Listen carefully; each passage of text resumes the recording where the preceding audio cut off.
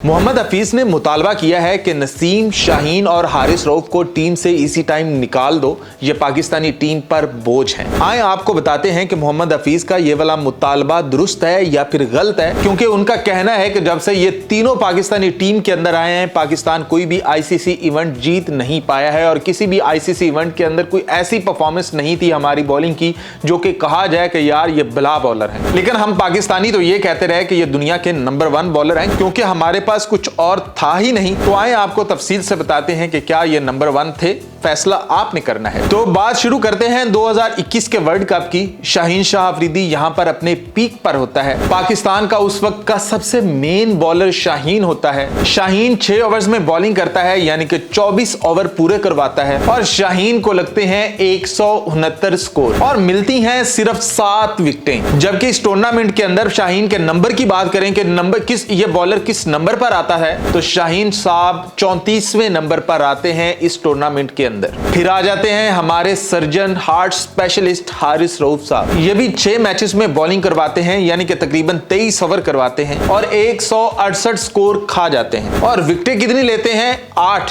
यानी कि शाहीन शाह से 1 विकेट ज्यादा है। इसीलिए तो इस टूर्नामेंट के अंदर वो 19वें नंबर पर बॉलर आते हैं। और यहां पर नसीम शाह अभी पाकिस्तानी टीम का हिस्सा नहीं बना था। तो आप कहेंगे कि शाहीन जो है 34वें नंबर पर आता है, हारिस रऊफ 19वें नंबर पर आता है, तो नंबर 1 कौन था और उसकी कितनी विकेटें थी?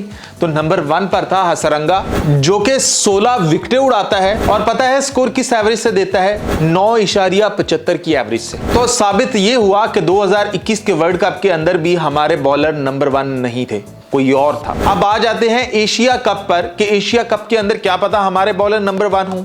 तो यहां पर भी आप गलत ही साबित होंगे, क्योंकि शाहीन हो जाता है यहां पर इंजर्ड और टूर्नामेंट से हो जाता है बाहर और नसीम शाह आ जाता है पाकिस्तानी टीम के अंदर और पाकिस्तानी टीम एशिया कप हार जाती है। तो अगर बॉलिंग की बात की जाए तो नसीम शाह 5 मैचेस के अंदर 138 स्कोर खाता है और 7 विकेटें हासिल करता है। ये नसीम शाह का पीक था। जबकि हारिस रऊफ भी 6 मैचेस में सिर्फ 7 विकेटें ही ले पाता है और वहीं पर भारतीय बॉलर भुवी 5 मैचेस के अंदर 11 विकेटें उड़ा देता है। जहां पर हमारे 6 मैचेस खेलकर 7 विकेटें लेते हैं, वो 5 मैचेस के अंदर 11 विकेटें लेता है। और फिर भी हम मानते थे कि हमारे बॉलर नंबर 1 है, क्योंकि हम ढिठाई के साथ पेश आते थे। फिर आ जाता है जी T20 वर्ल्ड कप 2023 का और उसमें शाहीन शाह वापिस लौट आता है। शाहीन शाह इस टूर्नामेंट के अंदर कदरे बेहतर बॉलिंग करता है, लेकिन नंबर 1 हरगिज नहीं है। 7 मैचेस के अंदर 11 विकेटें हासिल करता है और ये यकीन रखें कि यहां पर पाकिस्तानी बॉलर्स ने सबसे बेहतरीन बॉलिंग की थी, लेकिन नंबर 1 नहीं थे।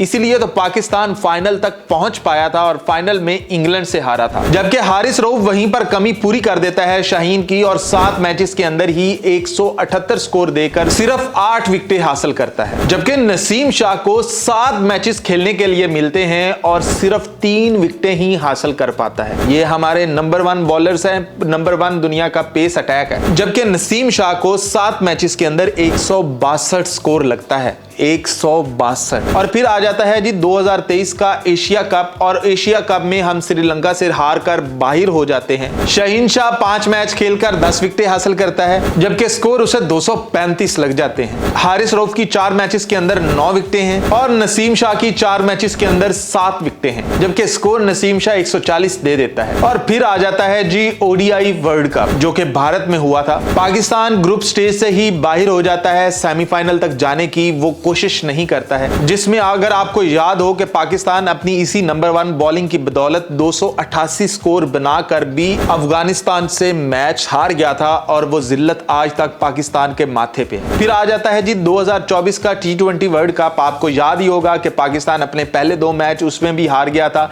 आप अमेरिका से हारे थे, आप इंडिया से हारे थे और आप T20 के टूर्नामेंट से बाहर हो गए थे। तो फिर आ जाता है जी आईसीसी इवेंट पाकिस्तान के अंदर। तो पाकिस्तानी यही तीनों मेन बॉलर्स होते हैं, तीनों अपनी फॉर्म में होते हैं और पाकिस्तान फिर एक बार ग्रुप स्टेज से ही बाहर हो जाता है। तो आप चेक कर लें कि पाकिस्तान के ये तीनों फास्ट बॉलर्स, तीनों मेन बॉलर्स कभी भी नंबर 1 नहीं रहे हैं। कभी आपने सुना होगा कि शाहिद अफरीदी की वर्ल्ड कप के अंदर सबसे ज्यादा विकेटें थी, कभी आपने ये सुना होगा कि उमर गुल की सबसे ज्यादा विकेटें थी। ऐसा जब से शाहीन आया है वो नहीं कर पाया, हारिस आया वो नहीं कर पाया, नसीम शाह आया है वो नहीं कर पाया है, तो हम कैसे कह सकते हैं कि ये दुनिया के नंबर 1 बॉलर हैं? तो समझ में आती है मोहम्मद हफीज की बात कि ये तीनों एक हवा है, उसके अलावा ये कुछ भी नहीं है, बड़ा नाम है उसके अलावा कुछ नहीं है। तो इसलिए इनसे जान छुड़वाओ और यंग बच्चों को लेकर आओ, यंग टैलेंट को सामने लेकर आओ और इनको कम से कम 6 महीने 1 साल रेस्ट करवाओ और उसके बाद देखते हैं कि इनको टीम में लाना है या नहीं। तो क्या कहते हैं, मोहम्मद हफीज की ये सारी बातें दुरुस्त मान ली जाएं, ये नहीं कि जो हमने रिकॉर्ड आपके सामने रखे हैं तो ये है बिल्कुल हमारे मेन बॉलर्स की परफॉर्मेंस। अब आप पर फैसला है, क्या चाहते हैं कि भी निकाल दिया जाए कि ये टीम का यही सेहरा रहे,